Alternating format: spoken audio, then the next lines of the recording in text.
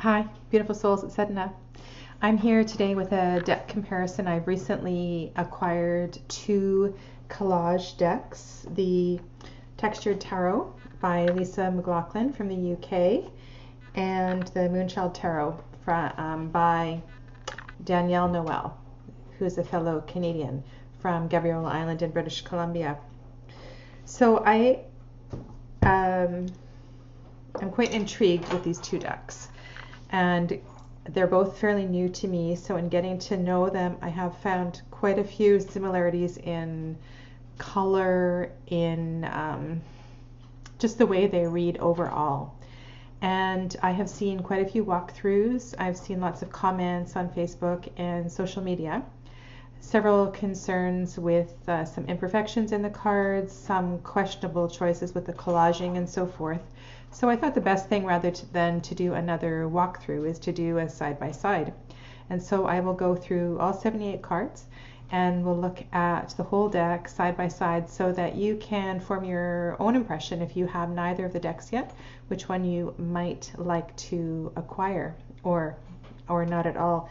All in all, they both seem like really workable decks.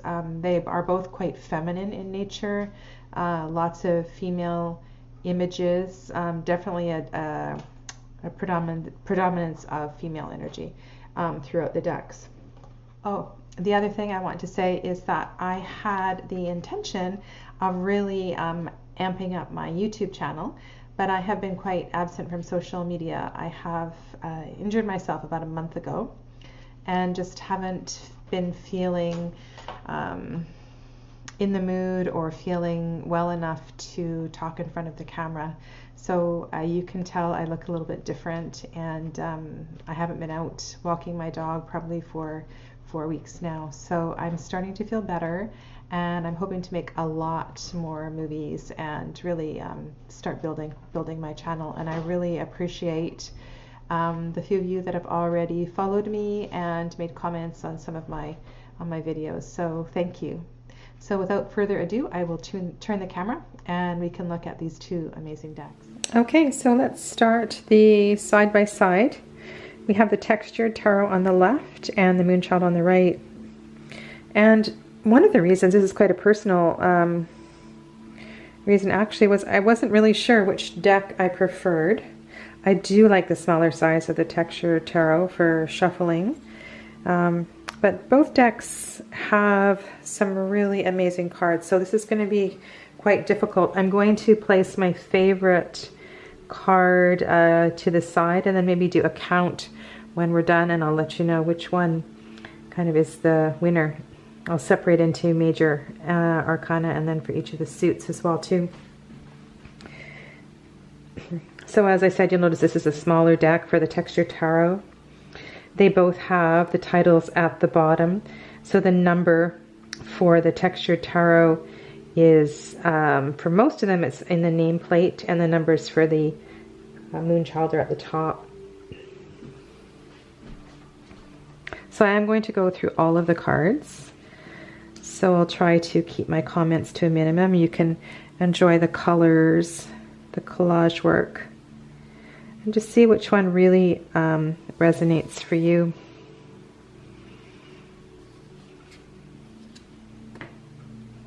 Very similar color in the High Priestess card.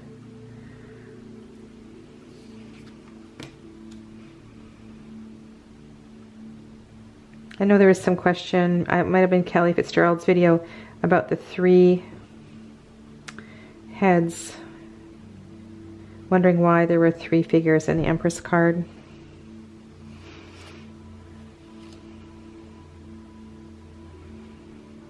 I do like decks that have facings, but the artwork is amazing on this one, so that would be a really difficult choice for me, whether to choose the artwork that I really enjoyed or to choose the card with the facing. They're both very, very powerful in different ways.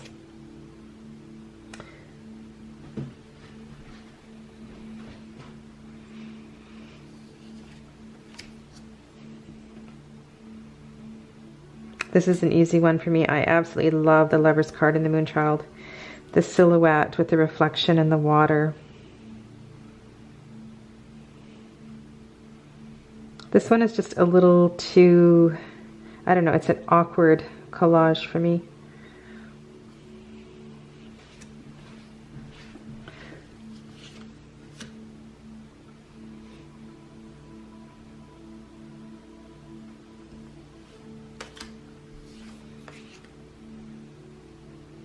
Strength.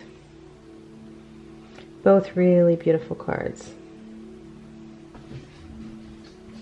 So if you have both decks, I'm really curious which one that you prefer and why. Which one have you found easier to work with? Are you using them in different ways? And for me, this is really a tie. These are very different Hermit cards, but they're both extremely beautiful. The one on the left being more Rider-Waite-Smith, but the one on the right speaks loud and clear. Just very, very special image. The Wheel of Fortune. You'll see in the Moonchild there's quite a few Egyptian images. This is one of them.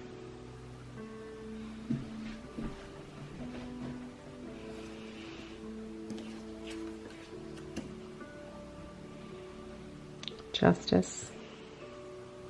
So the numbering system is the same. The Hanged Man. This is another really challenging one. I really like both of these Hanged Men.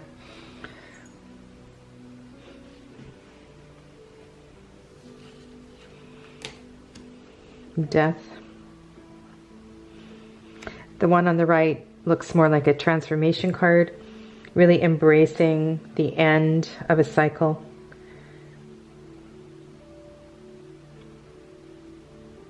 An embodiment of moving on, and the collage on the left also extremely beautiful. And then we have Temperance. So for me, Temperance really is about the balance. And so looking at the subtle aspects of the artwork, looking to see, you know, that the feminine energy on the left, the masculine energy on the right, whether the symbology matches that on each side. You'll notice here there's a blue cup on the left, red cup on the right, blue clothing on the left, blue, red on the right. And you see the synergy. Oh, it looks like we've got the Kundalini energy rising up here too. There's a snake on each side. Again, this is a very difficult decision. So this would be, you know, this is very bold colors, very soft and subtle colors. Difficult to decide with that one. The Devil.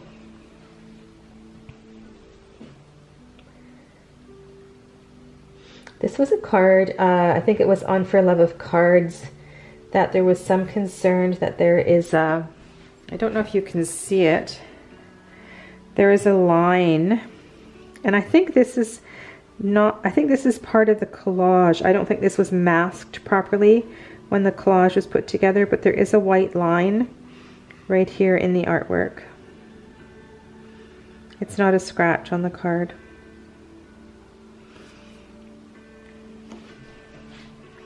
And this one, I'll bring it up closer.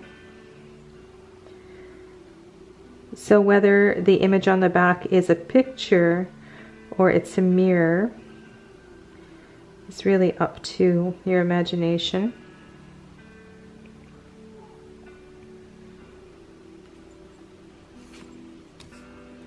And two extremely powerful tarot cards. When I got the textured tarot, I wasn't sure if there was going to be a dusty, an antique pink rose in each of the pictures. There is not, but this is one of the cards where it is included. And you'll see these dusty pink roses in the Moonchild Tarot as well too. This is a hard decision for me. Which one do I prefer? Take them both, I think. Okay, so the Star card. I usually compare the Star with Temperance to see, you know, if it's the same artwork, if it kind of flows from Temperance to the Star. I see a continuing story between Temperance and the Star, and so let's just do that. Let's have a look at Temperance in each of these decks. I always like to take a look at Temperance and the Star side by side in a deck because to me they tell a whole story. So I'm just showing you here for each of the decks, Temperance and the Star.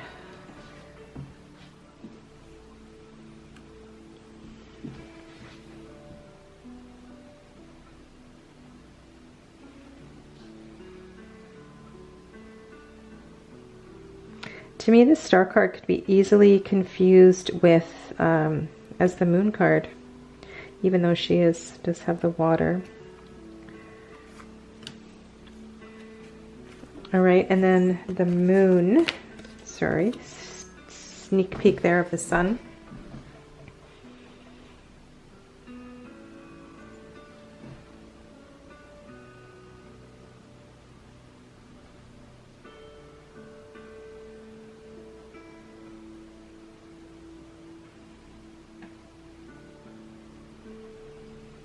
Which Moon card do you prefer?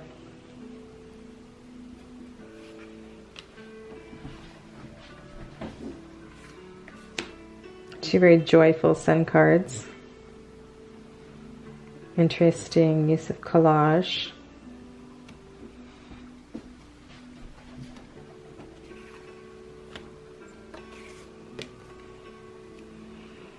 Judgment and Realization. I actually don't really like either of these, to tell you the truth. I'm not sure which one I would pick if I had to choose one. And the World, or the Universe as it's called in Moonchild. This is a really special image. And here we have a simple floral wreath. Well, not simple. I couldn't make that myself.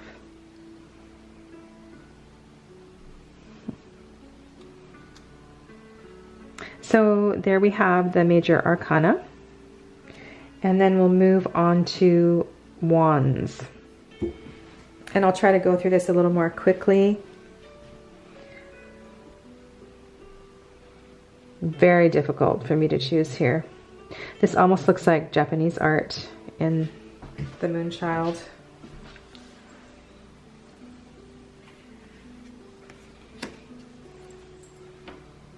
So a more pippish Two of Wands on the left. And then we have some, this is very Rider-Waite. She's holding the ball. She is facing us, not facing away, looking toward where she's going. Three of Wands. This is beautiful. And why there would be two people in the Three of Wands, I'm not sure. Four of Wands. The Celebration. Again, we have two people. It looks like two females. I don't think you'll find any males in the pips in Moonchild. This is a very fun celebratory card.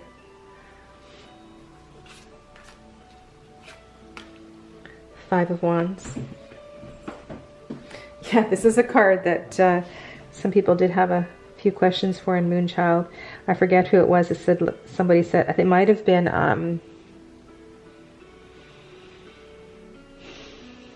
I can't remember whose video it was. They said it looked like an Enya cover. And then the Six of Wands, the card of success. I'm really digging the pip cards in this deck. Seven of Wands.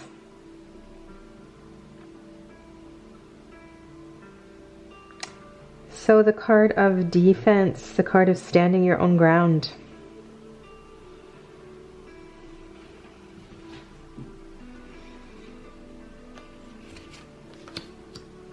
Eight of Wands. Another Egyptian looking card. Nine of Wands.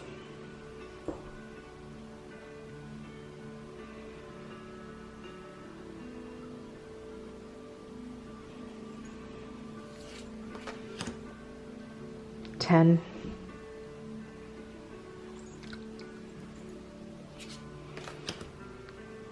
I think both of these artists have done a magnificent job with the court cards, especially the queens. The queens are just stunning.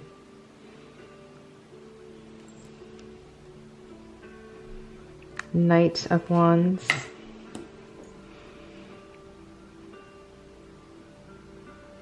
And the Queen. And the King of Wands.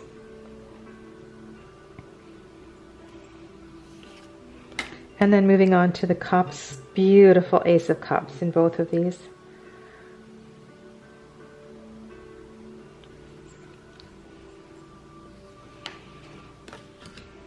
Two of Cups.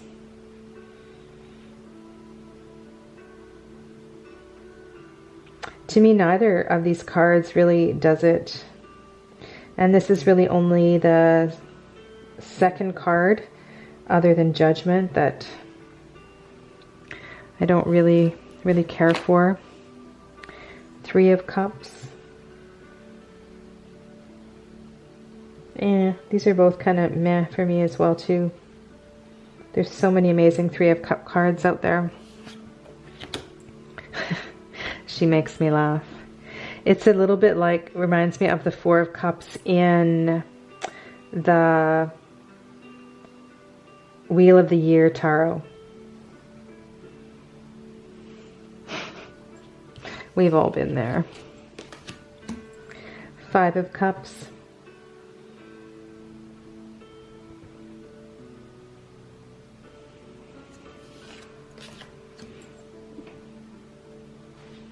Six of Cups. So which of these speaks to childhood? Which of these speaks to clinging to the past and not willing to be present?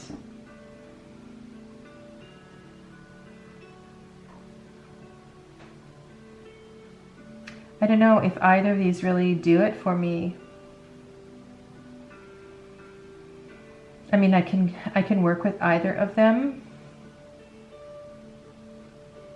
The Moonchild Tarot, to me, this is, you know, it's kind of, you know, when you were on holiday and you had this amazing experience, and have you ever gone back to the same place twice and it's just never, ever the same, and you kind of regret that you've not wasted your time, but that you've gone back to see the same thing twice when you could have gone somewhere else because, you know, traveling isn't cheap.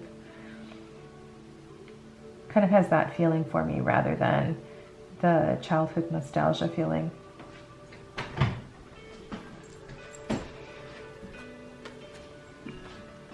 And then the card of Delusion,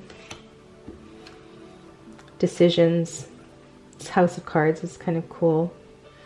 I really appreciate each of the minor arcana cards that are more pippish. I think they did a really good job with those. Eight of Cups, beautiful. I like both of these very much. The willingness to move on and let bygones be bygones. Seeing there's nothing more to be done, but looking at what lies ahead and the potential of what lies ahead. Look at the amazing potential of what lies ahead here. It's spectacular.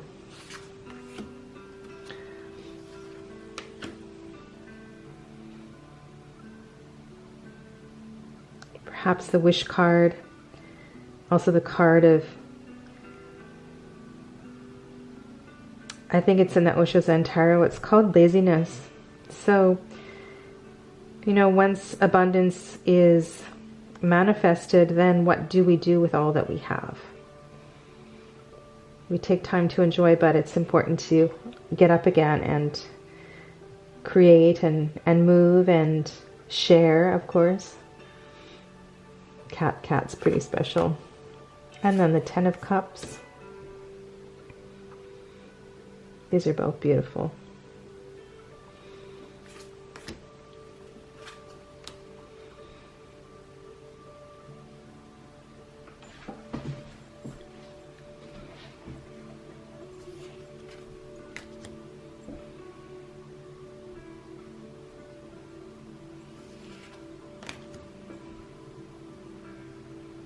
very different Queens of Cups, but equally powerful in their message and their expression.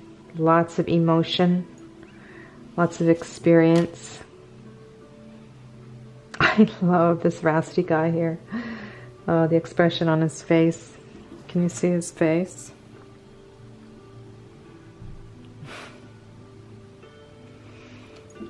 All right, and then the Suit of Swords. The aces in both decks really are special. There's absolutely nothing negative to be said about the aces in both of these decks. They're very special cards.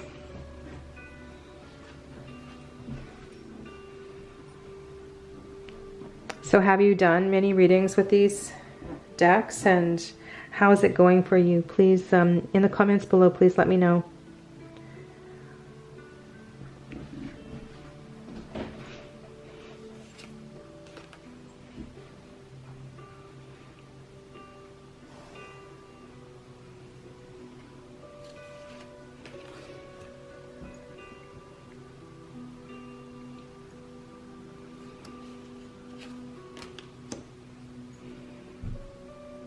This is a challenging one. I like both of these very much. She is so precious.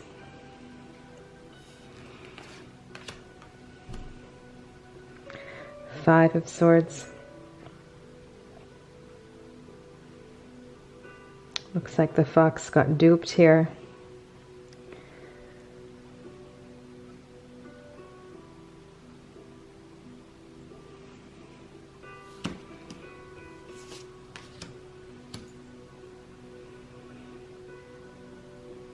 Very different takes on the Six of Swords, stepping into her own power, moving forward with the swords,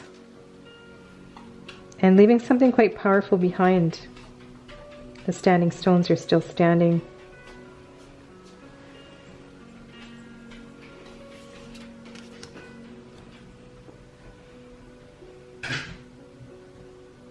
Seven.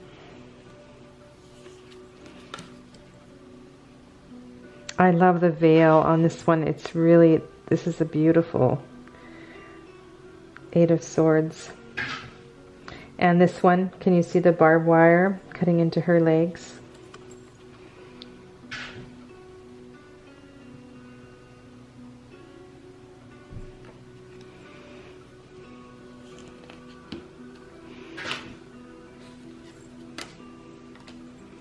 Nine.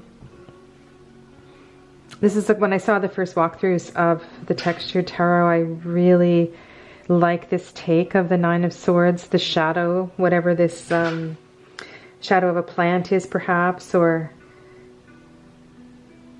yeah, very well done. And then in the Moonchild, how she's holding the moon. The Ten of Swords.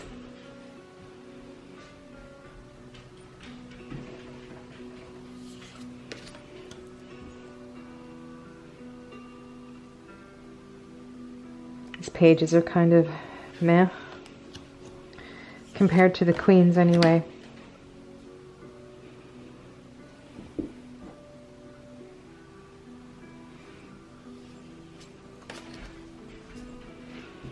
I've heard so many comments about who she looks like. To me, she looks like Candice Bergen.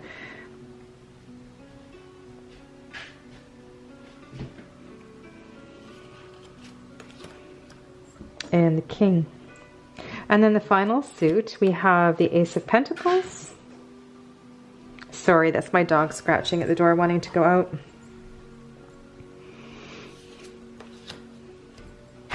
And the Two, the card of Balance.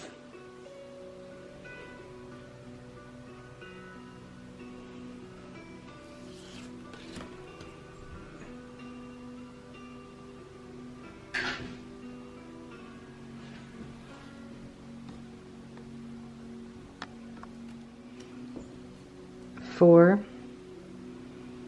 Both of these quite non-traditional. Four of Pentacles. Depending on which way you read it, of course.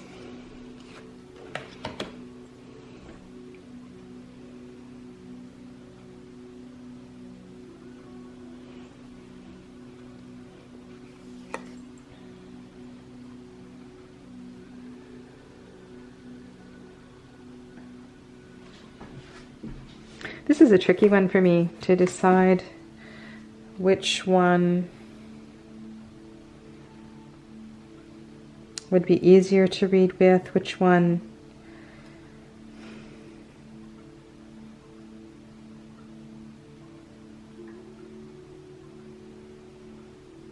this is an important card in the deck, and I need to spend some more time with both of these to make that decision. Six of Pentacles.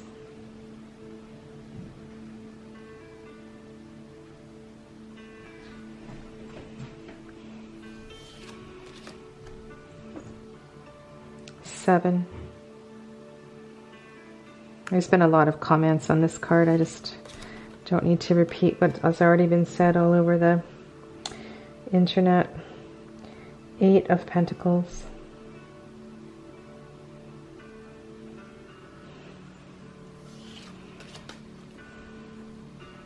Nine.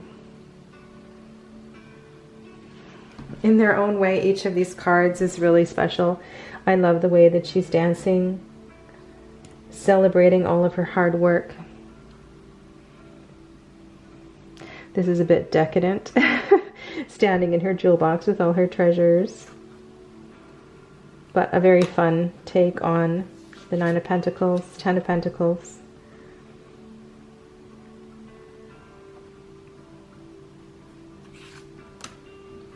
And then the last few quarts.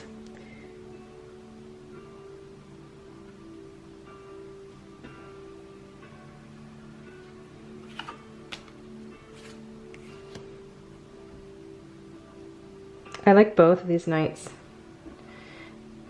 Man bun on the right and farmer on the left.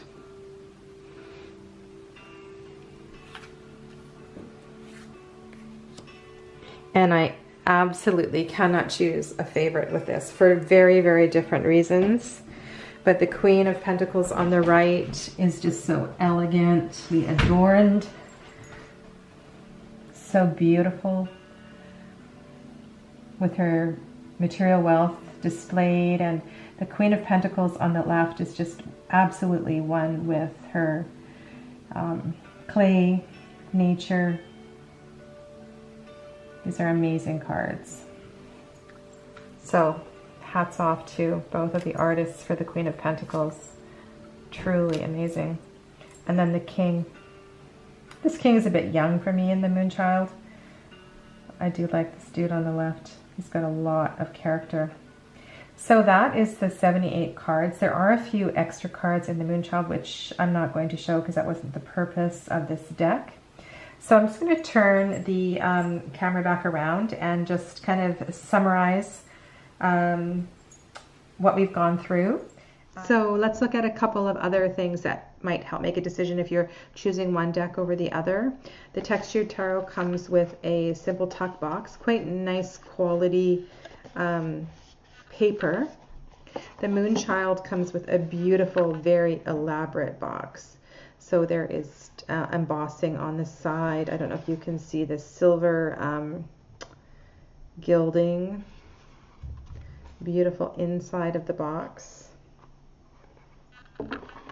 So the Moonchild comes with a very, very detailed guidebook. And this guidebook is worth its weight in gold, worth its weight in gilding.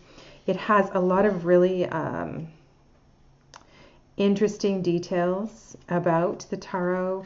If you are looking for a little bit of history and the background on the development of this deck, it's an amazing guidebook. Full of, it's just a wealth of information. The binding is excellent, so this guidebook is not going to fall apart. So yeah, hands down, if you like guidebooks, this deck has an amazing guidebook. The Textured Tarot comes with a smaller guidebook. The binding is great, and I've really been kind of checking the binding and guidebooks because I've had a few that have fallen apart lately. So this one is black and white on the inside, and there is actually very little information. So there are a lot of keywords. There are no sentences, no longer descriptions for each of the cards. The introduction is very, very brief. Lisa kind of guides you on your own way to use the tarot as you see fit, whereas the Moonchild guidebook is very much a teaching tool. So you can see here the difference in size. But high quality guidebooks. My 2 piles, so as we were going through, I made 2 piles, and surprisingly, not surprisingly, my textured tarot pile is much larger. Can you see my dog? See my doggy at the window? She wants to come inside. So there is my textured tarot pile. And here's my Moonchild pile. So I don't think it's even, but there are an abundance of amazing cards in each deck. And so there were a few cards that I kind of threw down to the bottom that I didn't really like in either deck, and there were 5. Do you want to know what they are? They were 20, so Judgment, 2 of Cups, 3 of Cups, Page of Swords, and 4 of Pentacles that I couldn't choose. Oh, and one more thing, cost. So for me and Canada, they were both about the same cost, which is quite surprising actually. So to have the deck from the UK shipped here in Canadian dollars, it was $86.42. And for the Canadian deck, which of course, I mean, it is a higher price point. You've got this fancy box and it's, you know, beautiful, beautiful packaging, was $80.43. So $6, only $6 difference. And in the end, I have to say, I probably will be using both of these decks. I would definitely, I don't have a lot of collage decks, so this is interesting for me to be really reflecting on the collage work, because within each of the cards there is so much to look at and reflect on. So there's the fabric, there are the figures, the little designs in the background. Perhaps there's symbolism in some of the flowers. Yeah, a lot to reflect on. So thank you for listening to my video. I hope this was useful, and I look forward to reading your comments down below. Stay well. Namaste.